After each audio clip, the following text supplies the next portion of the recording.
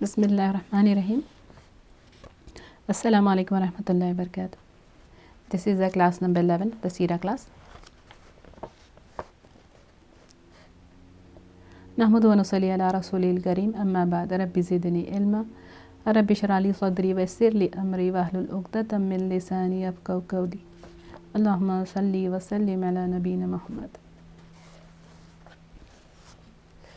It might have appeared that the Prophet ﷺ and his followers, being hundreds of miles away from Mecca, enjoyed a safer position than they previously were in. However, that is not entirely true. In Mecca, there was only one enemy, the Quraysh.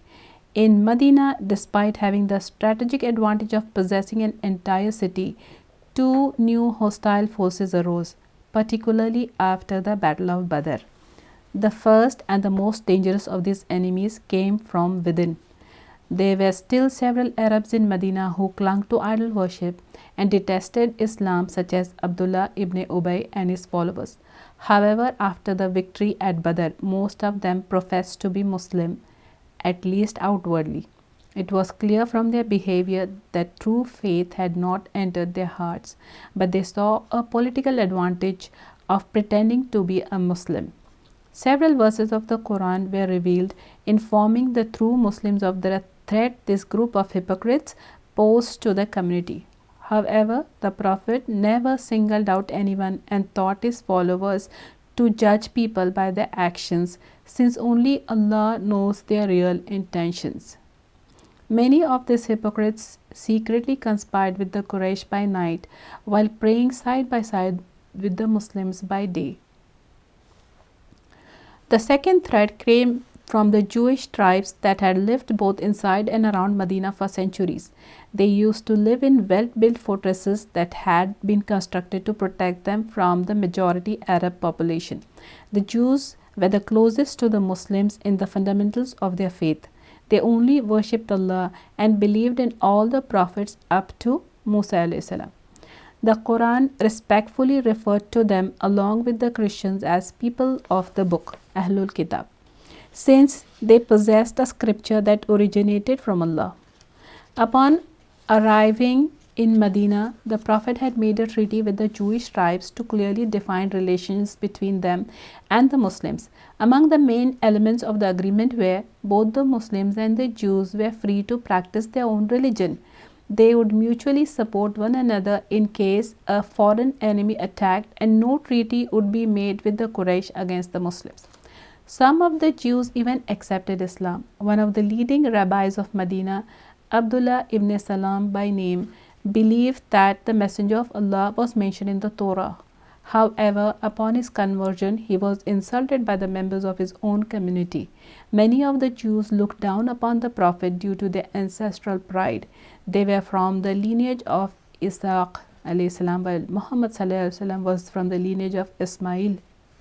In all fairness, the pagan Arabs considered themselves above other people as well, but Islam came to remove all man-made notions of superiority. In a way, it could be said that the Jews had issue with the man rather than the message, while the pagan Arabs had the opposite problem.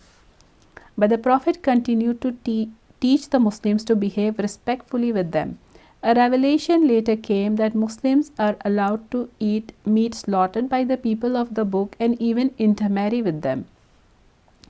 This is in Surah Maida, ayah number 5. This was a sign of respect for their religious practices, whose principles generally originated from Allah. When the funeral procession of a Jewish man passed by the Prophet, he would stand up out of respect. Mentioned in Sahih Bukhari. It was expected that the same kind of treatment be reciprocated, but it was not to be. Many Jews would pass by the Muslims and say, Assalamu alaikum, meaning death be upon you.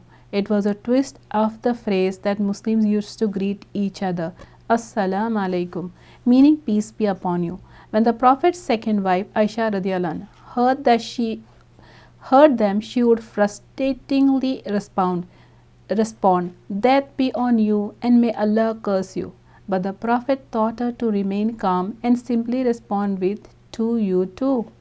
implying that if they wished peace, then they would receive the same. But if they intended an insult, then it would be thrown back at them. Mentioned in Sahih Bukhari. The hatred of some of them was so intense that they even used to tell the pagan Arabs that their religion is better than Islam, despite the fact that idol worship is one of the greatest sins according to their scriptures. See what envy could make a person do. This is mentioned in Quran in Surah number 4, ayah number 51. One particular incident infuriated the Jews more than anything else. While the Prophet was in Mecca, he used to pray in front of the Kaaba, but in the direction of Jerusalem to the north. Facing a specific direction during prayer is a symbolic act, since Allah is not bound by any particular space.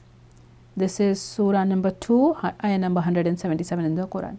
In Medina, the Prophet had to choose either between Jerusalem to the north or Mecca to the south. He was instructed by Allah to pray towards Jerusalem, and the Jews were very happy because they used to face the same direction in prayer. It made them feel as if the Muslims were following them. But the reality was that Islam taught them to respect both children of Ibrahim alayhi salam. Since one of them built the temple in Jerusalem while the other built the Kaaba, both sites were sacred. However, just before the Battle of Badr, verses were revealed to the Prophet that the Muslims should now face towards Mecca. I mentioned in Surah Baqarah, ayah number 150. This was more than a mere symbolic change. It was clear that Islam was now making a fine line of distinction between itself and the religions of Judaism and Christianity.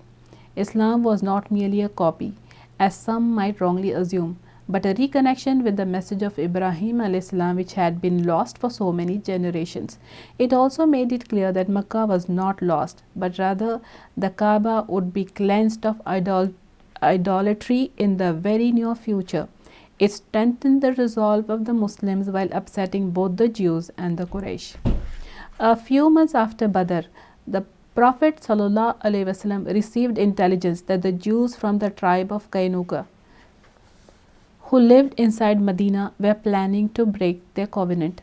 The Prophet had already taken note of their open hostility against Islam, but he had to make sure that the information received was correct. He visited them to see how things were, but they gave him a very cold answer. Just because you defeated an army of Quraysh doesn't make you anything special. If you were to fight us, you would see what we were really made of. The Prophet was convinced that relations had turned sour and something had to be done. Only a few days later, an incident occurred which added more fuel to the fire. A Muslim lady was shopping in the market of the Kainuka as usual. When some Jews began to harass her, she cried out for help, and a Muslim man arrived at the scene. A fight took place, leaving dead one Jew and one Muslim. As agreed upon, the Prophet should have been consulted in order to resolve the incident according to the principles of peace and justice. But instead, the Kainuka prepared for war, hoping that some of the hypocrites would come to their aid as promised. The Muslims had to react quickly. They gathered an army and besieged the fortress in which the Kainuka had gathered. The hypocrites broke their promise to the Kainuka just as they later did with the Muslims. After 2 weeks without receiving any supplies or outside help, they surrendered. Such treachery was worse than war. According to almost all forms of international law, the fighting men should have been killed, but they pleaded with the Prophet to spare their lives. His kindness got the better of him, and he decided to let them live. However, he was no fool. The Kainuka were too dangerous to be left inside the city walls of Medina. Their belongings were confiscated and they were kicked out of the city. They took up residence with some other Jewish tribes around the area, but instead of appreciating the Prophet's leniency, their hatred grew even stronger.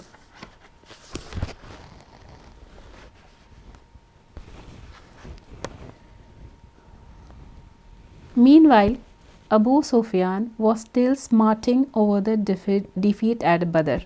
He thirsted for another military encounter, one which he felt sure would go their way, and swore he would not bathe until he had fought with Muhammad again. With an army of 200 men, he came to Medina, seeking to acquit himself of his oath.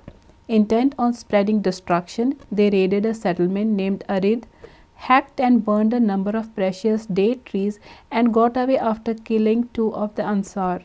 When Prophet ﷺ received news of the raiders, he and his followers went out in pursuit. Abu Sufyan and his men succeeded in eluding Prophet ﷺ, who pursued them until Karkarat al-Qadr. In trying to get away swiftly, the Quraysh were forced to get rid of most of their valuable provisions, especially the cornmeal or saviq, from which this expedition got its name.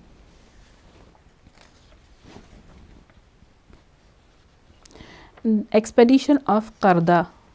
In Jamad al-Awwal, the third year after Hijri, the Quraysh sent a trade caravan to Syria by way of Iraq. They entrusted the caravan to Safwan bin Umayyah and were not overly concerned at the risk involved, since the route went through Najd, far from Medina and the menace of the Muslims. When Prophet ﷺ came to know about the Qurayshi caravan with its precious cargo, he dispatched a cavalry of 200 men under the command of Zayd bin Harisa radiallahu anh. At Najd, as the caravan halted at a spring named Qarda, Zayd and his men swooped down on the caravan and its travelers.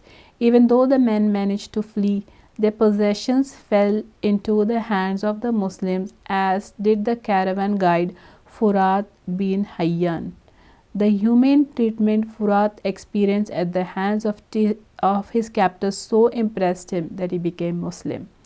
When the booty from the caravan was evaluated, its worth stood at 100,000 dirhams. With this raid, the Muslims had inflicted on the Quraysh an economic defeat as devastating as the military one at Badr. With this, we stop here for this class. Inshallah, we'll continue next time. Subhanakallah wa bihamdika ashhadu an la ilaha illa anta astaghfiruka wa atubu ilaik. Jazakumullahu khairan kaseera. Assalamu alaikum wa rahmatullahi wa barakatuh.